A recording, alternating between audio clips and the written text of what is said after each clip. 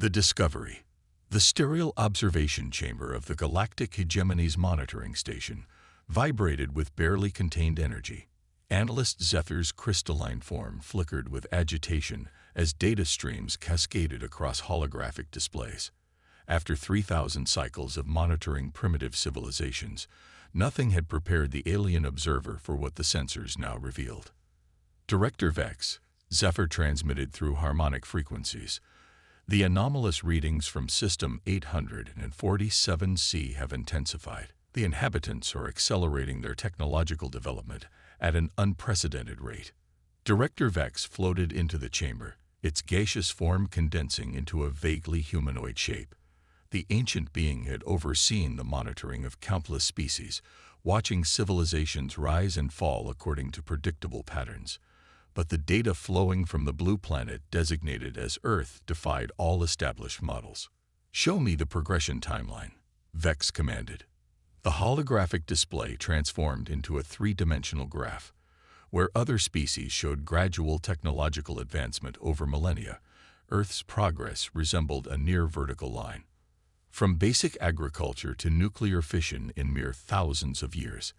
From first flight to orbital stations in less than a century. The projection algorithms struggle to calculate future developments. "They've achieved quantum computing," Zephyr noted with alarm. "Their neural interface technology is approaching level 3 sophistication. At this rate, they'll discover faster-than-light principles within 2 of their generations." Vex studied the data with growing concern. The hegemony had maintained galactic stability for eons by carefully managing the development of younger species. Those who advanced too quickly often destroyed themselves or became threats to established order. The protocols were clear, yet something about these humans felt different. "Initiate deep analysis," Vex ordered. "I want to understand what drives this species." Meanwhile, aboard the human exploration vessel New Horizon, Captain Maya Rodriguez stood before the main viewport, gazing at the swirling colors of the Orion Nebula. 3 years into humanity's first deep space expedition, her crew had discovered something that would change everything. "Captain," called Dr. James Chen from the sensor station, "we're detecting structured signals. The patterns are too complex to be natural phenomena." Rodriguez turned sharply. "Origin. Approximately 12 light-years from our position. The signal seems to be focused on Earth." The bridge fell silent. After decades of searching, humanity had found evidence of alien intelligence, but rather than broadcasting openly, these beings appeared to be observing Earth specifically. "Can we trace the signal back to its source?" Rodriguez asked. Chen nodded, already calculating a course. "But Captain, there's something else. The signal contains data about us, detailed information about human history, technology, even our biological structure." Rodriguez felt a chill. They weren't making first contact. Someone had been watching them all along. 3 days later, the New Horizon approached coordinates that shouldn't have contained anything remarkable. Yet as they dropped out of their experimental jump drive, reality itself seemed to shimmer. A massive structure materialized before them, crystalline and organic, defying human understanding of architecture. "We're being scanned," reported Lieutenant Torres. "Energy patterns unlike anything in our database." Before Rodriguez could respond, the bridge filled with azure light. 3 figures appeared, their forms shifting between solid and ethereal states. The lead being spoke, its voice resonating directly in their minds. "Humans of Earth vessel New Horizon, I am Ambassador Crix of the Galactic Hegemony. Your arrival here is premature and concerning." Rodriguez stepped forward, years of diplomatic training overriding her amazement. "I'm Captain Maya Rodriguez. We come in peace, seeking knowledge and friendship." Crix's form pulsed with what might have been amusement. "Peace is maintained through order, Captain. Your species has developed far too rapidly. The hegemony has protocols for such situations." "Protocols?" Rodriguez kept her voice steady despite the implications. "Containment measures," Crix replied. "For the safety of all civilizations." The first diplomatic summit took place aboard the Hegemony station. Rodriguez led a small team including Chen, now serving as Chief Science Officer, and Dr. Sarah Martinez, their xenobiologist. The alien delegates represented 5 species, each more unusual than the last. Director Vex presided over the meeting, its gaseous form swirling in what the humans learned indicated deep thought. "Your species presents a unique challenge," it began. "Your technological acceleration threatens established order." With respect, Chen interjected, "Isn't diversity of thought and development beneficial for all civilizations?" "Not when it leads to destruction," countered a silicon-based life form identified as Quarks. "We have witnessed countless species annihilate themselves through unchecked advancement."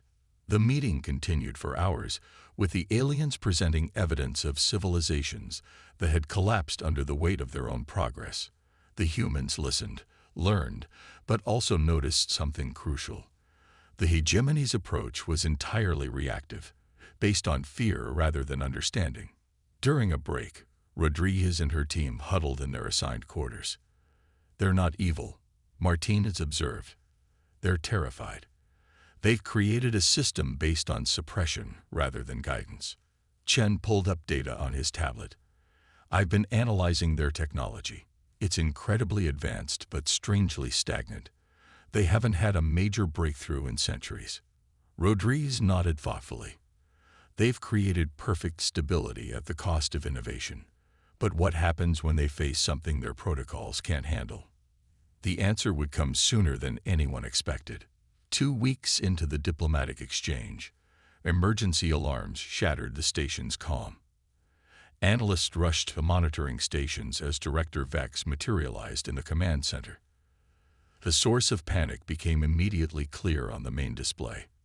A massive gravitational anomaly had appeared in the Hegemony's core systems, consuming matter and energy at an exponential rate.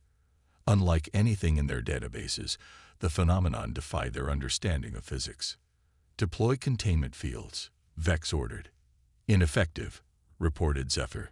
"The anomaly is disrupting our quantum matrices." The Hegemony's response was methodical but slow. Committees formed to analyze the threat. Protocols were consulted. Evacuation plans required 17 levels of approval. As the anomaly grew, consuming 3 outlying colonies, bureaucracy strangled action. Rodriguez watched the chaos with growing frustration. Billions of lives hung in the balance while officials debated jurisdiction. When the anomaly began approaching a densely populated world, she made a decision that would define humanity's place in the galaxy. "Chen, can our jump drive get us closer to that anomaly?" "It's risky, but theoretically possible." "Why?" "Because someone needs to act while they're still talking." The human team returned to the New Horizon, ignoring the Hegemony protests. As they prepared for departure, Ambassador Crix appeared on their bridge. "You cannot interfere," it warned. "The protocols." "Your protocols are killing people," Rodriguez interrupted. "We're going to help, with or without your permission." Crix's form wavered with uncertainty. "Your technology is primitive. You lack the understanding." "Maybe," Rodriguez admitted, "but we have something your protocols can't quantify. We have the will to try." The New Horizon jumped directly into the affected system, its experimental drive pushing beyond safety limits. The anomaly loomed before them, a wound in space itself, while Hegemony ships maintained safe distances. Gathering data, the human vessel plunged toward the phenomenon. Chen worked frantically at his station, theories forming and reforming as he analyzed the anomaly. "Captain, I think it's artificial. The quantum signature suggests it's a failed experiment in dimensional manipulation." "Can we stop it?" "Not with our weapons." But Chen's eyes lit up with sudden inspiration. "Our jump drive creates micro-singularities during transition. If we could invert the process, create an anti-singularity." "Do it," Rodriguez ordered without hesitation. As the New Horizon began its desperate gambit, the Hegemony watched in amazement. The humans were attempting something their greatest scientists had deemed impossible, using technology the aliens considered primitive. "It shouldn't work," By all calculations, it would destroy them. But calculations couldn't account for human determination. The ship shuddered as Chen reconfigured the jump drive, pushing systems beyond their limits. Engineers worked miracles keeping the vessel intact. The anomaly's gravitational forces threatened to tear them apart, but the crew held steady, united by purpose. Initiating inversion sequence, Chen announced. Space itself seemed to scream as the modified jump drive activated. The anti-singularity erupted from the new horizon, colliding with the anomaly in a display of impossible physics. For a moment, reality folded in on itself. Then, suddenly, silence.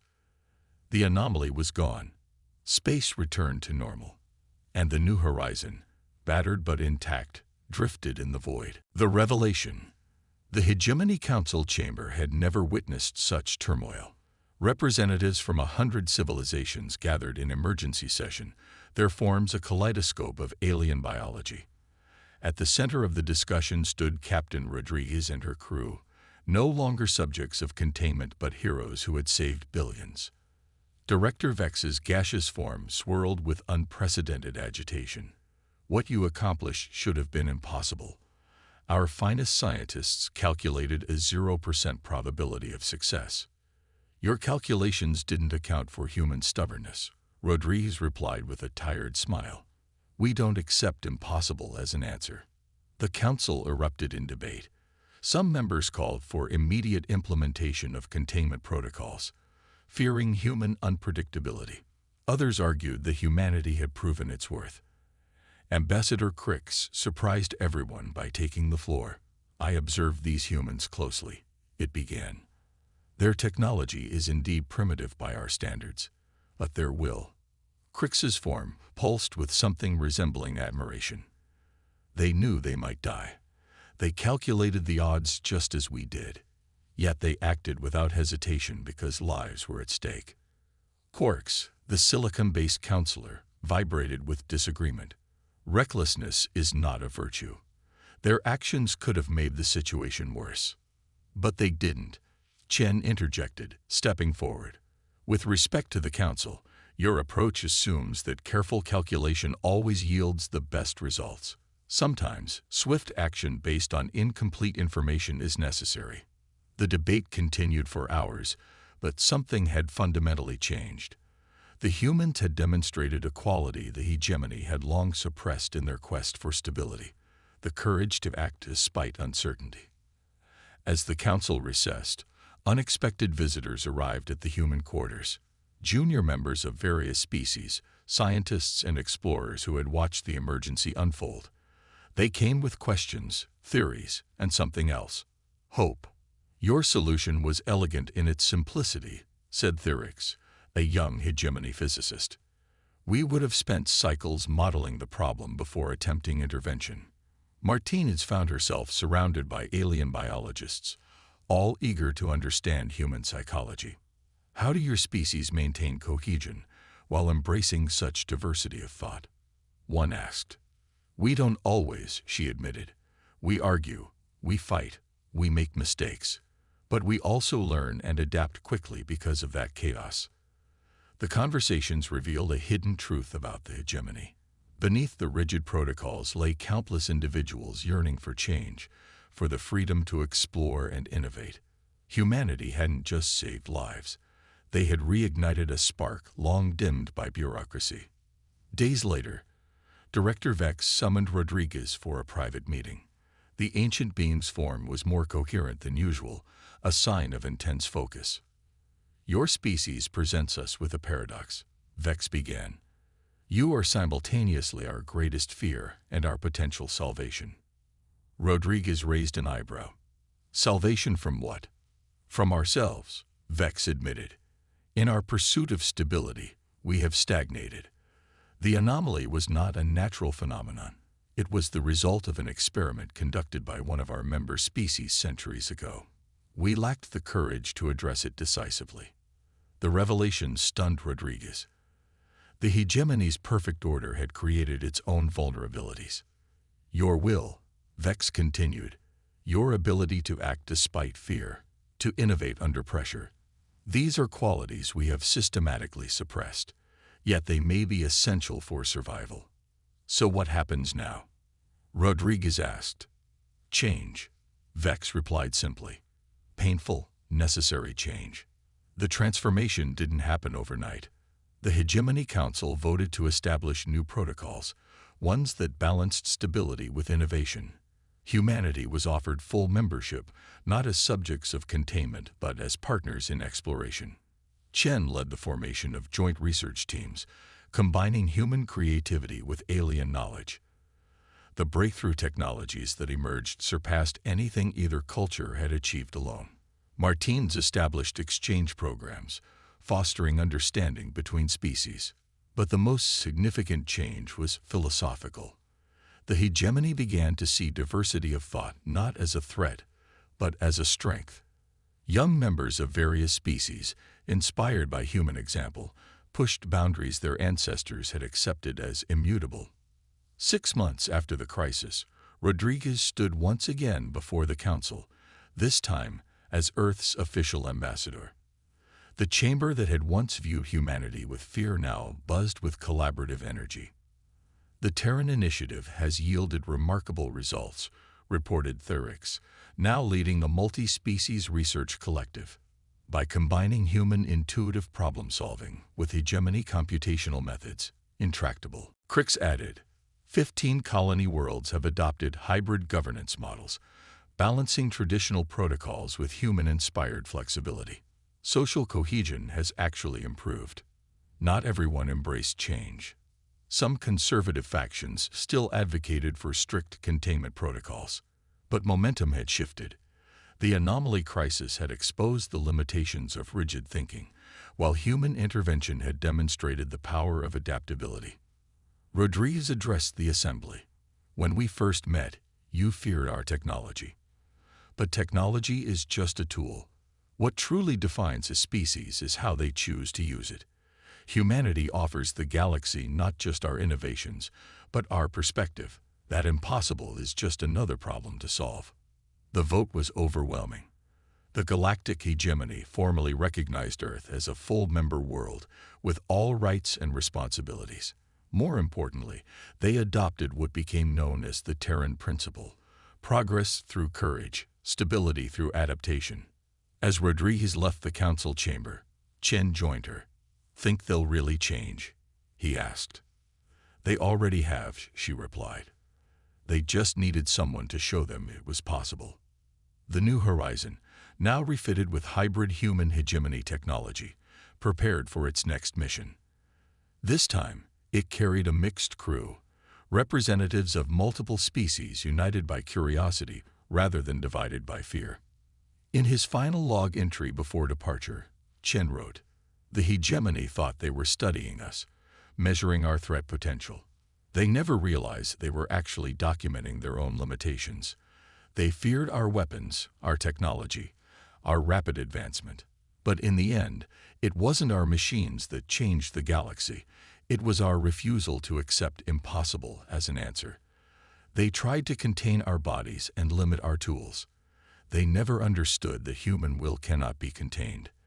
The ship engaged its enhanced jump drive, disappearing into the cosmos. Behind them, a galaxy began to transform, shaped not by fear of change, but by the courage to embrace it. On the observation deck of the Hegemony Station, Director Vex watched the New Horizon depart. Beside it, Zephyr processed the latest cultural adaptation reports. Their influence spreads faster than any containment protocol could have managed, Zephyr observed. Perhaps that was always the point, Vex mused. We spent so much energy trying to prevent change that we never considered we might need it. The humans didn't conquer us with weapons or technology. They conquered our fear with their will. As the stars wheeled overhead, the galaxy entered a new age, not of human dominance or alien control, but of shared discovery. The greatest revelation wasn't that humans were dangerous. It was that their unconquerable spirit might be exactly what the universe needed. The hegemony had feared human weapons and tried to contain human progress. They never anticipated that humanity's greatest strength lay not in what they built, but in their absolute refusal to surrender to the impossible. In trying to cage human ambition, they had instead unleashed something far more transformative: hope itself. The story continues among the stars, where human will and alien wisdom combine to face challenges neither could conquer alone. The universe had gained not conquerors, but partners, and in that partnership, both humanity and the hegemony discovered their true potential. What they feared would destroy them had instead set them free.